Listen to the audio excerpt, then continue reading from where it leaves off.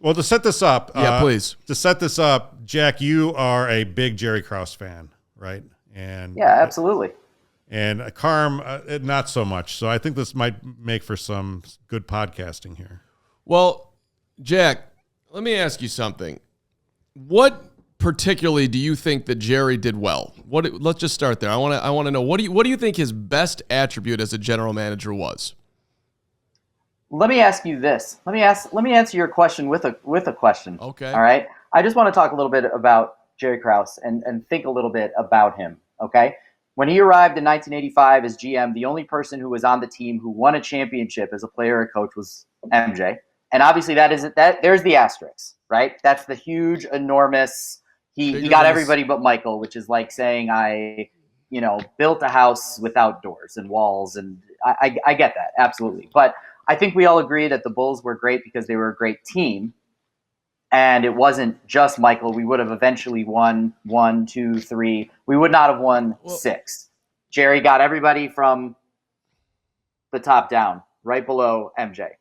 Jerry hired Phil Jackson at a time when Phil Jackson was preparing for his life after basketball. He thought his career coaching was over and he had to do something else. Jerry brought him in. He brought in Tex Winter, whose offense became the foundation for 11 of 20 NBA championships. Mm-hmm. He won 6 NBA championships as a GM, which is more than R.C. Buford, or more than R.C. Buford and Greg Popovich. It's more than Bob Myers. It is more than everybody except for Red Auerbach and Jerry West. He's one of 6 banners hanging in the United Center for the Bulls, along with Jerry Sloan, Bob Love, Phil Jackson, Michael Jordan, and Scottie Pippen. And he's in the Hall of Fame. So, right. Carm, if what I just named is not a good GM, if what I just named is a bad GM, then what is a good GM? So, listen, who was a better player? I already love this. Who's a better player, Will Perdue or Wilt Chamberlain? Will Purdue's got 4 rings, Jack. Wilt's got 2. I don't think we can just count the rings. But you know that's a silly thing to say, especially in public. No, right? Wait, what are you saying? That Wilt Chamberlain is better?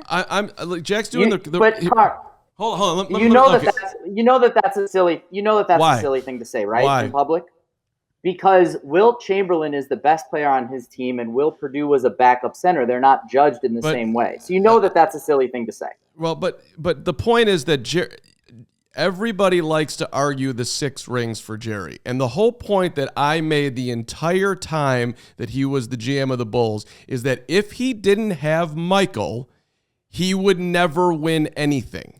And when Michael left, he didn't win anything and was fired by his bestie owner who didn't want to get rid of him because he won nothing. If you go back in time, let's go from the beginning here, Jack. 1985, his first draft, he gets all this credit for picking Charles Oakley, an obscure power forward at 9 overall.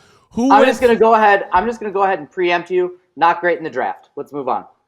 Not great in the draft, which is the main thing that he does. He was considered the sleuth for talent evaluation. I'm not going to allow you just to throw that down because I don't think people realize how bad he was in the draft. He had 1 good draft in his career. And by the way, he didn't want to take Horace Grant. He wanted to take Joe Wolf, and they had to plead with him to take Horace Grant. By the way, Reggie Miller, Hall of Famer, went next. He drafted 1 perennial all-star, Jack. What were we going to do with Reggie Miller when Michael Jordan is your 2 guard? Now you sound like the Portland Trailblazers who had Clyde Drexler and didn't draft Michael. Play Reggie. What do you mean? What are we going to do with him? We'll put him at point guard. We'll put him at the 3. He's going to shoot wide open shots and be a kingpin. You pick the better player, do you not? But so and Horace Grant wasn't the better player for that team. Well, okay. If you want to nitpick, like where you would put him, that's not nitpicking. All right. Horace Grant was an all-star. He was a great defender. How many? Wait, hold on. How many? Horace was a good player. I love Horace, but again, that was his 1 good draft. Oakley ahead of Malone. In the second round, by the way, he picked Ken Johnson, Ty Corbin, Hot Rod Williams, Jared Wilkins. Every single year, if you look at his drafts, literally like the next 5 players or somewhere in the next 5 players drafted, someone was better. It's 86, he takes Brad Sellers. John Sally went 2 picks later. In the second round, he took Larry Kristoyak. 28. Next player, Johnny Newman, Nate McMillan, Kevin Duckworth went 33. Jeff Hornacek went 46. How good would he have fit on the Bulls? People love Grew to up right down the road. It would have been perfect. People look at him and they give him credit for, well, he found John Paxson. He found Steve Kerr. These guys would never have been anything without Michael. That they were absolutely able to. Charles Oakley for Bill Cartwright. That trade doesn't work. I would say that what benefited those guys beyond Michael, obviously everyone benefited from playing with Michael, but the specific thing that benefited those guys, Steve Kerr, Bill Cartwright, Ron Harper, Judd Bushler, Tony Kukoc, the specific thing that benefited those people was the triangle offense because it allowed everyone to be involved. And that comes from Tex Winter. Okay, you can do. Are you prepared to do this with Bob Myers? Are you prepared to do this with R.C. Buford? Are you prepared to do this with Pat Riley? You can do this with literally every GM. Jim Finks didn't pick Joe Montana, but he still won a Super Bowl. I am not prepared to go through every one of their resumes right now. It took me an hour to prepare for that. But look, you can point to the triangle and you can point to Phil and you can point to Tex, and I give him credit for that. Phil Jackson was a hell of a hire. Now, the Bulls like to stand up there and say that Phil Jackson would never have been discovered if it weren't for Jerry Krause. I don't personally believe that. I think somebody would have taken a chance on Phil Jackson, but the bottom line is the Bulls did. So I do give him credit for Phil, and I give him credit for Doug Collins. Doug Collins was a good hire. He worked at the time. It didn't end up well for whatever reason, but by the way, they weren't running the triangle offense at that time, too, and people who could shoot the ball outside of Michael still looked good. Sam Vincent looked good with the Bulls. So did Pax at that time. So did Craig Hodges. So did you before it wasn't very hard to figure out that if I put somebody who can shoot next to Michael because they're double teaming him, that it's going to work. I don't give you a genius. What is your statement on Jerry Krause? My statement is this. He was a bad talent evaluator, and he had an incredible, disgusting small man's complex that he starved for the credit to the point that he poisoned the entire run, and he ended it because of his incredibly inflated ego. And there was no reason that it needed to go the way that it went. I don't know if they would have won in 99, but I wouldn't have bet against them. And to come into the 98 season and say, if you go 82-0 to Phil Jackson, you're not coming back, and to, in essence, end the dynasty. Over Tim Floyd. Is ridiculous, is absurd. He should have been fired. And by the way, the one thing I didn't mention yet, he tried to trade Scottie Pippen before the second three-peat for Sean Kemp. David Kaplan ran into some dude in the elevator who was Kemp's age. He said, well, I'm going to be seeing a whole lot of you more. And it got word back to the Sonics owner. He tried to trade Pippen after that as well. He had a deal that the Clippers backed out of in February of 95, right before Michael came back.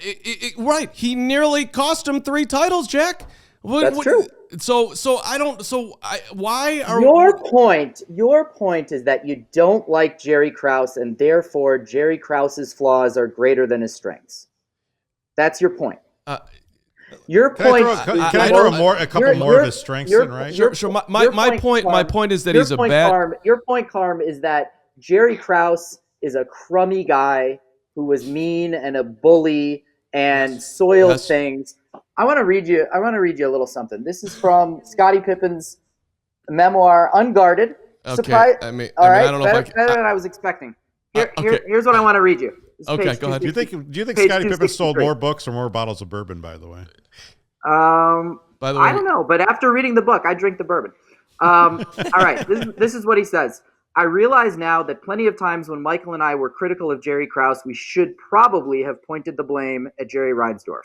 Reinsdorf made the important business decisions, not Krause. Reinsdorf refused to renegotiate my contract year after year, not Krause. Reinsdorf owned the Chicago Bulls, not Krause. I think that the biggest damaging impact of Jerry Krause down the stretch is what it did to sully the Bulls name and the Bulls brand with future players. We should have been able to regenerate the way that the Miami Heat now have done, or the way that the Lakers always did. And instead, we were immediately putting a cap on the goodwill of the organization. And that's more important to me than the question of, oh, could we have drafted, Sean Kemp or Michael Finley, or could we have done this in 99? We won 6 titles. I don't sit here as a Chicago fan and go, geez, the 7th title I didn't get. I think about how Lovey's Bears broke down. I think about how the Cubs only won 1, the White Sox only won 1, the Sky only won 1. I think maybe about that the Hawks didn't go back-to-back because that's so much fun. I think obviously about the 85 Bears not, winning 86, 88. But I don't spend a lot of time thinking, boy, the greatest team of my life could have been 1 ring better if da-da-da-da-da. What I do think about... In a 50-game season. Yeah, what I do think about is what Jerry Reinsdorf allowed to fester in his organization and how that sullied free agents and big players down the road all the way to the summer of 2010 when Dwayne Wade was on the record saying, look, we look at that organization, we say, where's Michael, where's Scotty? This is something that we weigh. And this is a Chicago guy who now has a statue in Miami. Those are the things I think about when I think about that team. Jerry Krause, what did he do? What did he ever do? Well, he traded Will Perdue for Dennis Rodman. He traded Stacey King for Luke Longley. He rebuilt 1 three-peat into another three-peat on the fly in 18 months. He came up with Brian Williams when we needed somebody. He came up with Horace Grant and Scottie Pippen in the same draft. I don't care. You get credit for it. You're there. You're in the big seat. You get the credit. So the idea of Jerry Krause, blah, blah, blah, blah. Listen, do I agree with you that Michael Jordan is more important than Jerry Krause? Yes, I do. Do I agree with you that Jerry Krause could be an absolute bully and a jerk to people he didn't like and unnecessarily pushed off people that he didn't like? Yes, I do. He went in 1965 to run a AAA affiliate of Cleveland Indians called the Portland Beavers and was fired in less than a year for what was called a personality conflict.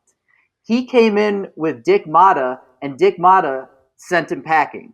After Dick Motta left, he had a second stint with the Bulls in 1976, and in his first week made enemies with Ray Meyer by accidentally offering Ray Meyer the job of Bulls head coach and then saying, sorry, never mind, I never said that.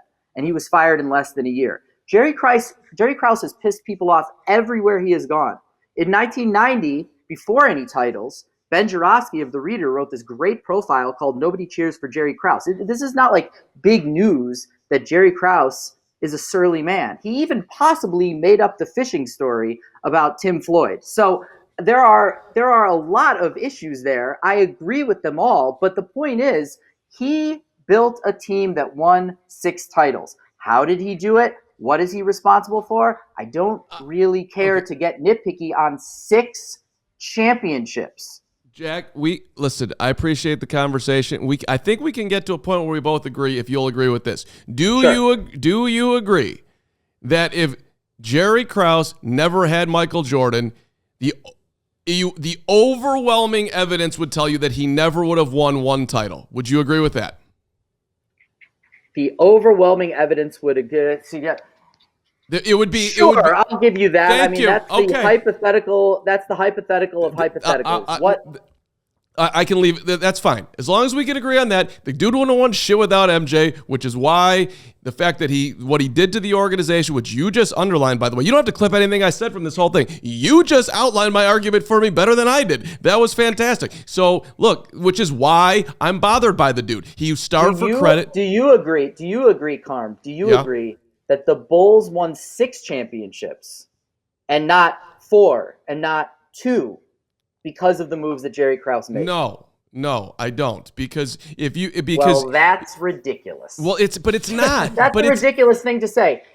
Do we win 6 championships without Phil Jackson? Hold on. Listen, Russell won 11. Do we win 6 championships without Phil Jackson? Listen. I don't hold it. Now. I answered your question straight up. Do we win 6 championships? I'm trying to answer, Jack. I'm trying to answer the question. I don't hold that Phil Jackson was the only guy in the world that could have coached Michael to 6 rings. I don't. I think there's a lot of dudes. You tell me that Greg Popovich is coaching that team. Do they go and win 6 titles? I'm pretty. Okay, so one of the other greatest coaches of all time. Whatever. Give me Eric Spoelstra. Give me anybody who can Would Doug Collins have done it? He would have won some. Doug was a little crazy. Doug was a lot crazy. Yeah, Doug Doug had his personality challenges. Doug wasn't going to do it. Were we going to do it with Stan Albeck? Were we going to do it with... Maybe. At least I liked it. I don't know. They were as You're far as throwing Phil Jackson out right now. I'm just. That's what I hear. What I hear is you're taking a guy who is arguably the greatest head coach in NBA history, and you're taking the general manager who pulled him back into basketball when he was preparing his life after hoops, and you're sitting here saying that this guy is no bearing on the fact that we have the biggest bragging rights of all sports fans in America when we're growing up. Is that what you're saying? Well, look, all I'm saying is that Michael was so damn good that I'm not gonna sit here and say that he wouldn't have won without Phil. That's all I'm saying. Now, how many would he have won? I don't know. How many would he have won? Well, look, I think if they had done it right, let's just say for argument's sake that they had drafted. We didn't do it right. We won 6 championships. That wasn't right. How long did it take them to win? How many years did it take them to win? 7 freaking years. Should it have taken 7 years with the greatest player of all time by 8 miles? I don't think it should have. If he had done anything in the draft other than draft Scottie Pippen, they would have won earlier. What happens if he had drafted Karl Malone instead of Charles Oakley in 1985? How quickly would we have won? Would we have gotten past it? He needed one. Karl Malone, who never won a championship. He would have won it with Mike. Who folded in some of the biggest games he ever played. He folded because Jordan took the ball from him. Go ahead. Not to mention the fact that Scottie Pippen is a uniquely perfect pairing for MJ because he can guard the guys who MJ is going to guard. He can handle the ball when MJ is not wanting to handle the ball. That's not what I was going to say. Like Jerry Krause, who else built before Michael Jordan? Every championship team was built around a big, right? It was never done around a 2-guard. Krause did that. You didn't have those athletic 3-4s. Right. Scottie Pippen was a forerunner before all that. Jerry Krause got into Europe before a lot of scoutings did. Phil told him to go draft Divac and he blew it on volley, and then he found Tony the next year, and everybody loves to give him credit for Tony, which was he gets some guy never made an all-star team. But you're not giving him credit for anything. I'm giving him credit for Pippen. I'm giving him credit. He had one great draft, and you want to give him credit for Horace after being talked into? That's totally fine. He did it. I give him credit for that draft. That draft was amazing. I'm not giving him credit for Will Perdue for Dennis Rodman. Anybody would have traded Will Perdue for Dennis Rodman, and it wouldn't have worked without Michael. You needed Michael to deal with Dennis and go run him down in Las Vegas in his bedroom with Carmen Electra. That would have been a disaster on any other team, but he respected MJ, so it worked here. It wouldn't have worked without Phil Jackson. And it wouldn't have worked without one of Dennis's favorite people in the organization, Tex Winter. Okay, so let's do a pie chart. Let's do a pie chart. How much do you what percentage of the Bulls 6 titles do you give to Michael? 60%. Okay, 60%. And what do you give to Phil? Yeah, I mean, all right. So maybe Michael's not all right. So yeah, maybe Michael's not 60. Maybe Michael alone is 50, and maybe Phil is 30. We're gonna run out of slices here in a second. I understand. I got it. Like, look, I'm just saying that for me, it's not 50-30. It's if we're gonna compare, if we just did Michael and Phil, how much did Michael, his talent and his ability to do what he did, and Phil, you want to give Phil 10% on 100%? Okay, I'll give him 10. That's all I'm giving him. And listen, the other thing with Phil too that doesn't get talked about, which bothered me, and we don't have to talk about this for 8 more hours because I could do it for 8 more hours. Phil, this is the most passionate I've ever seen Carm in his 2 years of working. Well, this is my childhood. This is the core of me, and we're in it right now. Phil left, man. Reinsdorf came to him at the end and said, "Will you stay?" He made one last salvo at him, and Phil's like, "I'm out of here. I'm riding my motorcycle off," whatever. He had personal stuff going on at the time, and he left. So I don't think Phil gets enough blame for walking out the door at the very end. Now, it would have been... I agree with that. The Bulls splintered across several different fault lines. Jerry Krause was a problematic personality. We all silly like the mayor.